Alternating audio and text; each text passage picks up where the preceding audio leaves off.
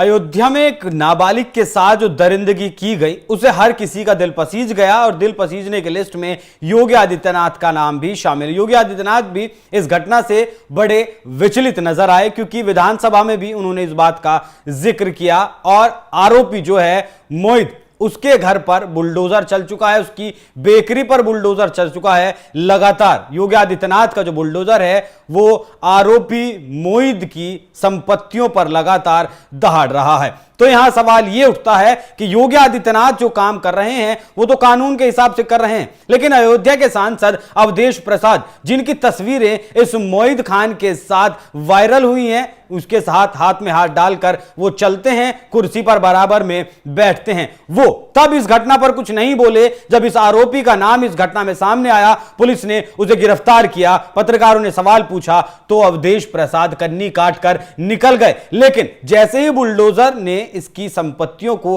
रोंदना शुरू किया तो अवधेश प्रसाद ने योगी आदित्यनाथ पर विभाजनकारी राजनीति करने का आरोप लगा दिया कि जाति में बांटकर योगी आदित्यनाथ राजनीति कर रहे हैं। लेकिन अवधेश प्रसाद उस दरिंदगी को भूल गए जो दरिंदगी लगातार 2 से ढाई महीने उस नाबालिग बच्ची के साथ हुई थी। तो पहले सुनिए योगी आदित्यनाथ ने विधानसभा में क्या कहा था।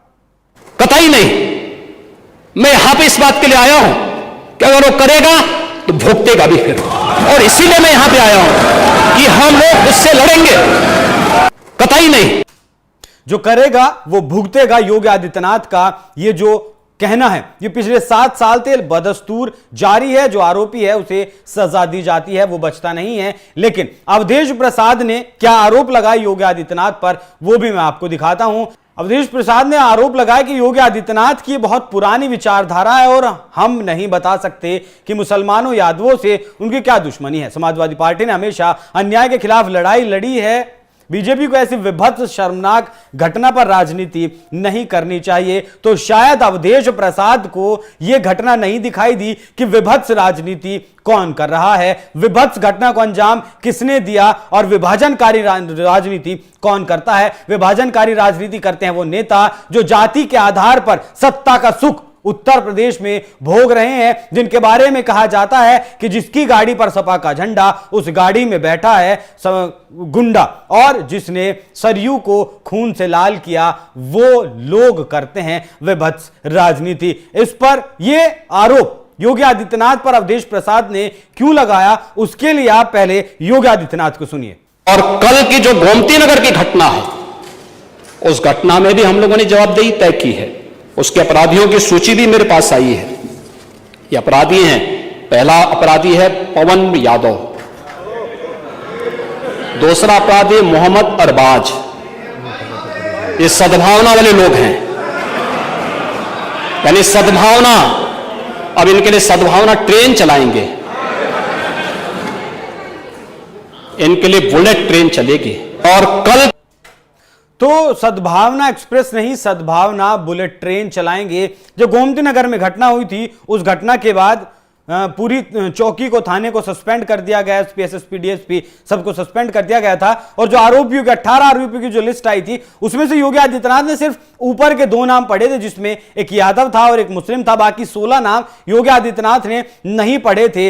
इसीलिए यह विभाजनकारी राजनीति करने का योगी आदित्यनाथ के ऊपर अवधेश प्रसाद ने आरोप लगाया। लेकिन अवधेश प्रसाद जैसे सांसद को सिर्फ राजनीति नहीं करनी चाहिए, लंबे वक्त से वो राजनीति कर रहे हैं। अयोध्या के लोगों ने उन्हें चुनकर भेजा है और जो पीडीए का उन्होंने गठबंधन बनाया है, पिछड़ा, दलित और अल्पसंख्यक आरोपी है और दलित वो नाबालिग लड़की है जो पीड़ित है, जिसके साथ 2.5 महीने लगातार गैंग रेप किया गया। लेकिन अब अवधेश प्रसाद अपने वोट बैंक को बचाने के चक्कर में, आज भी अपने वोट बैंक को खुश करने के चक्कर में अवधेश प्रसाद योगी आदित्यनाथ पर विभाजनकारी राजनीति करने का आरोप लगा रहे हैं। तो जिस तरीके से योगी आदित्यनाथ को लपेटने की कोशिश कर रहे हैं अवधेश प्रसाद, वो लपेटने के चक्कर में अवधेश प्रसाद बड़ी गलती कर बैठे हैं। और मैं आपको यह भी बता दूं कि उसकी बेकरी पर बुलडोजर चला, घर पर बुलडोजर चला, और अब एक उसका मोहित अली का एक मल्टी कॉम्प्लेक्स भी है,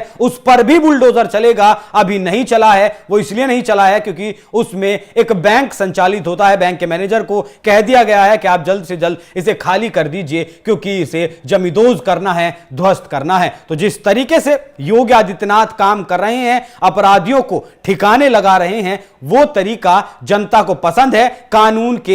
कानून के साथ वो काम कर रहे हैं, लेकिन अवधेश प्रसाद जैसे नेता दोगली राजनीति कर अपनी ही छवि को जनता के बीच में खराब करने का काम कर रहे हैं। तो जिस तरीके से अवधेश प्रसाद ने योगी आदित्यनाथ पर आरोप लगाए और योगी आदित्यनाथ निडर होकर अपनी कार्रवाई करते जा रहे हैं, उस पर आपकी क्या राय है, कमेंट कर हमें जरूर बताएं। नमस्कार। की जाए, उसको आर्थिक सहायता की जाए और समाजवादी पार्टी पूरी तरफ से उस पीड़िता के साथ, उस परिवार के साथ पूरी मुस्तैदी के साथ खड़ी है। उसमें कहीं शंका का, शक का कोई आधार नहीं है। भारतीय जनता पार्टी के पास कोई कार्रवाई की जाए, इनोसेंट को फंसाया न जाए और इसको और अच्छा आने के लिए डीएनए टेस्ट लगा लिया जाए, डीएनए टेस्ट करा लिया जाए। जो टेस्ट की बात तो अभी अखिलेश यादव ने